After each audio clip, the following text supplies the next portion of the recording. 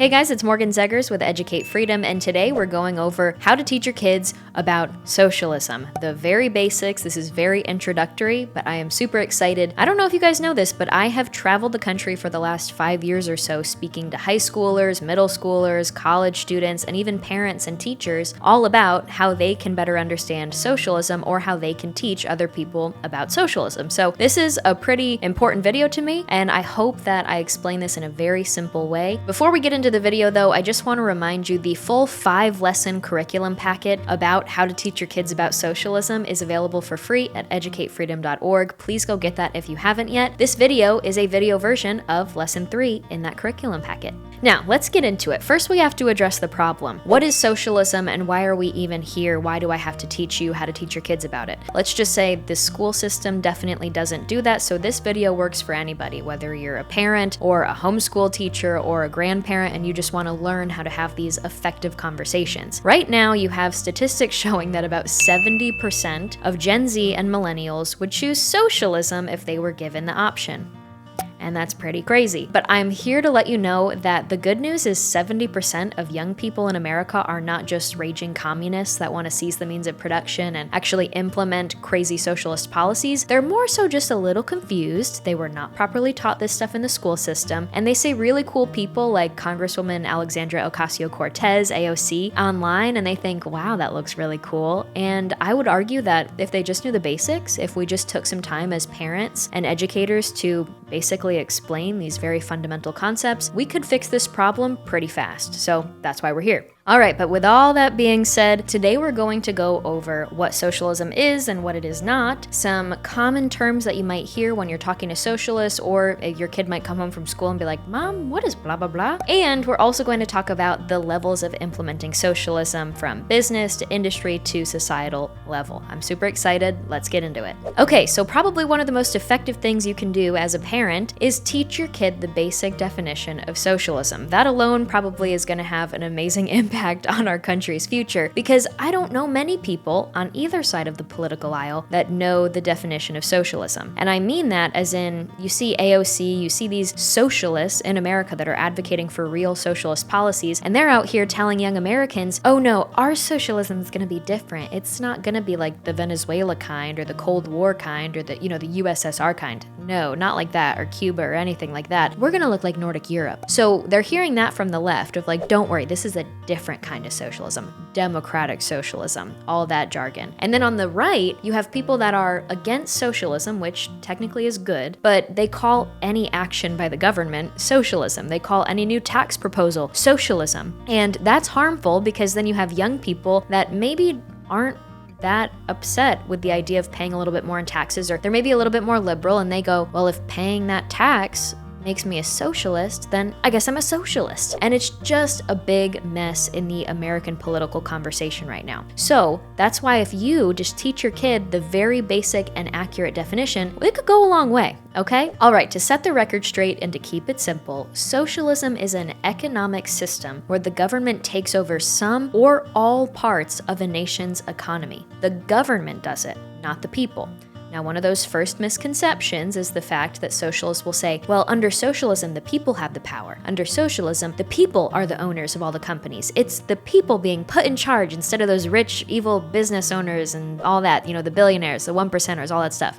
You guys, to set the record straight, when socialists take over businesses and when the government, the socialist regime in the government actually implements socialist economic policy, it's the government taking this stuff over. They're the ones now in charge of everything. It's not the people, it's not the citizens, it's not you and me. We have literally no power anymore because we at least had economic and financial freedom with the last system, and now we're just in a system where the government controls all aspects financially and economically of our lives and of society. And yeah, so we have zero power under that. It's all just this fluffy language that socialists use to convince us to support them, and that's often how you see them have revolutions. But the point is, socialism is an economic system. Socialism can also be considered a political system because you are talking about the government being put in charge of all financial and economic aspects of society. So it does get a little tricky there where yes, you're implementing economic policy, but this specific economic policy actually pretty much takes over everybody's lives, so it's important to consider it also a political system. Now, the important thing for you to understand here is that socialism is not communism. This is another thing a lot of people on the right will always say. They interchangeably use the words socialist, communist, socialism, communism, because they just see crazy people on the left advocating for radical ideas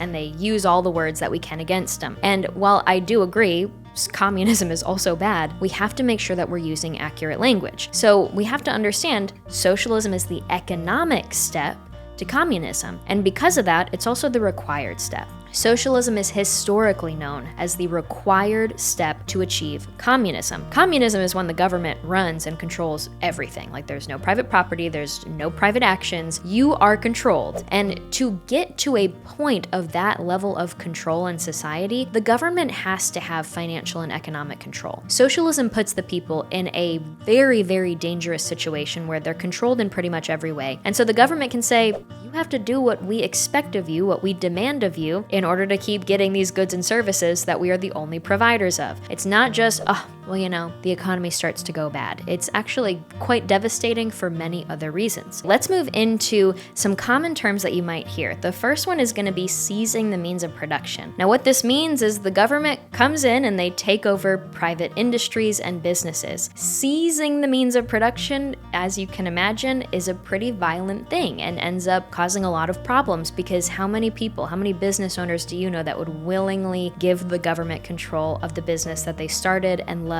and run every single day? It doesn't go over well. Or when they try and take over the farmland, when they try and take over people's properties, it doesn't go well. That's why the term is seizing the means of production. It has to be seized. Keep that in mind. Another common term you might hear is nationalization. Now, nationalization is another term for implementing socialist policies, the government taking over an industry or business. And the term nationalize, you can think of when the government of the country, of the nation, is taking control of that business or industry. Now, keep in mind again, it's not the people of the nation that are now in control of it. It's not like they have all this money and power now. Instead, it's the people at the top in the socialist regime that have taken control of it, okay? That's nationalization. Now here's some fluffy words that you might hear from some socialists as they try and promote their socialist policies. You might hear them say things like, under socialism, everything's going to be community owned, or publicly owned, or collectively owned, or worker owned, or owned in the name of the people, or owned by the people. These are all phrases that socialists will use to promote socialism as if it's empowering the people and getting rid of those evil, crazy, greedy bosses, and instead giving the people a chance to be a part of it.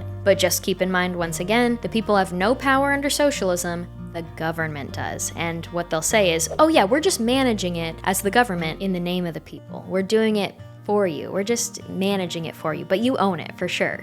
Another common term you're going to hear from socialists is collectivism. Now, they try and do this to gain the moral high ground. They make people that are more interested in their own family, in their own well-being, their own identity as an individual, they make them seem selfish for not caring more about the group, about the collective. And so socialists will say, you need to join us because we care about everybody. We're here to empower the group, and you need to focus on the group, not just yourself, not just your family. That's very selfish of you. So it's important to understand it's totally okay to want to protect yourself and your family and provide for them. You do not have to abide by their moral high ground, or at least their attempt to stand on one. And last, there's another term called wealth redistribution. This is basically the concept that the government will take what everybody has, everybody's property and money and businesses and income, everything, and they will distribute it and redistribute it out to society as they see fit. Now, I like to use the term forced wealth redistribution because not many people voluntarily give up all their belongings and earnings and property to the government to be given to other people that didn't earn those things. So it's important to keep in mind, how does the government and implement wealth redistribution by force, because they have to use force to implement such a crazy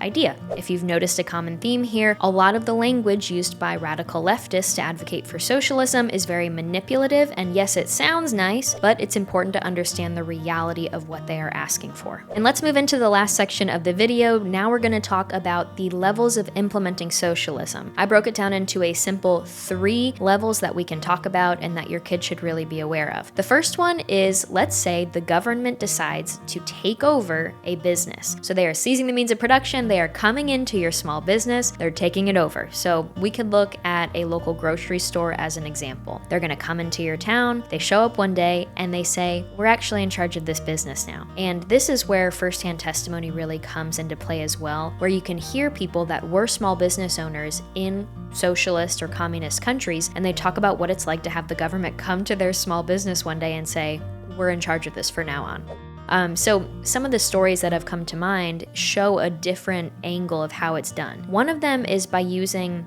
the excuse of, oh, you didn't comply with certain regulations. So the socialist regime will come up with a bunch of crazy new rules, crazy new regulations. They'll come in and they'll say, your business actually isn't complying with our new expectations that are here in this rule book, and because of that, we are going to have to take it over. You can no longer come in. Or they'll maybe even say stuff like, we're actually going to take it over and manage it and run it and everything, but you still have to come in and work.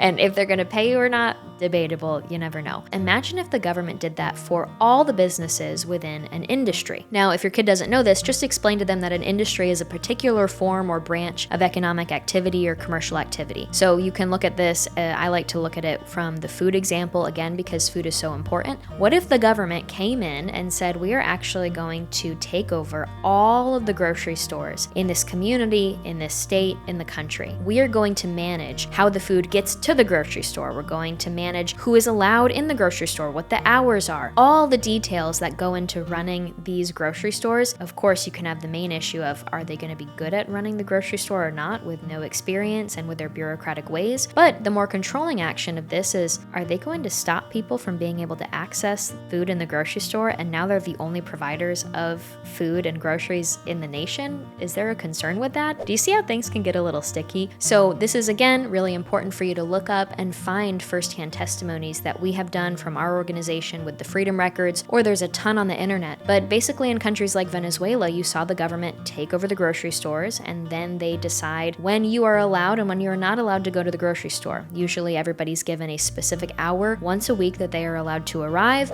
What's in the grocery store available for purchase is pretty minimal, and you kind of have to fight off other people to get access to nutritious food, but it gets pretty gruesome. And so understanding the harsh realities of what this ends up looking like is really important. Now, we've talked about what it looks like when the government comes in and just takes over a business, and we've talked about what it looks like to have the government come in and take over all the businesses in an industry and how dangerous that can be. But now we have to look at that on a nationwide level. Imagine there's no more private business. Imagine all businesses, every economic activity going on in the country is now controlled by the government. That really is that full implementation of socialism. And going back to how socialism is the economic step to communism, the required step to get to communism, you can start to see that, like, wow, the government will have its hand in everything. The government will be the only provider, if this happens, the only provider of every necessary good and service that people need to get by. You can look at it from a luxurious standpoint of like, oh no, are we still going to have our access to the things that we love? The big thing here is the government is now going to be the only employer, the only provider of groceries and food, the only provider of healthcare, the only provider of retirement. And once they're the only provider of these really important things that you need to survive, they're the only employer in the country. They control every person as a little employee, and whether they get paid or not is a different thing. Once they control all of those things, it's very easy for them to implement pretty much any other lever of control, and things get dangerous. My personal experience with all these years of working in the education space to show people and to expose the fact that Americans are not taught this stuff in the school system is the fact that socialism is really just taught as like another economic concept. And sometimes inflation happens in socialism, and sometimes economic policy for socialists is really bad and it hurts the economy of a country. I would argue that we need to go many steps further than just saying it's bad economic policy, and we need to say that it is a dangerous level of control in society and it empowers the government to do dangerous things, bad things to the people. That's why socialism is bad. That's why we have to teach our kids to reject socialism. If you guys want to stay tuned for lesson 4